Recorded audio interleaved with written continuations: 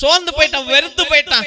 ஆண்டவரே, உண்மையான தெய்வத்திற்கு தானே நான் நிக்கிறேன், ஐயோ என்னை ஏன் கொன்று கொண்டு நிற்கிறேன், தெய்வமே என்னால வாழ முடியலப்பா, என்ன கொன்று போட்டுருப்பா, இவெல்லாம் என்ன அப்பா அவன் மிரட்டுறான்ப்பா, ஆண்டவரே அவனை பார்க்கும் போதே மென்டல் டென்ஷன் ஆயிடுதுப்பா, நோட்டீஸ பார்க்கும் போது டென்ஷன், ஆண்டவரே அந்த லெட்டரை பார்த்தா டென்ஷன், எதிரிய பார்த்தா டென்ஷன், ஆண்டவரே பணத்தை பார்த்தா டென்ஷன், ஆண்டவரே ஃபியூச்சரை பார்த்தா டென்ஷன், எதுக்கு ஆண்டவரே டென்ஷன் என்று அந்த மகனானவன் ஜெபித்தான். தெய்வ பிள்ளைகளே, மகனானவன் ஜெபித்தான், அவன் பசியுற்றான்.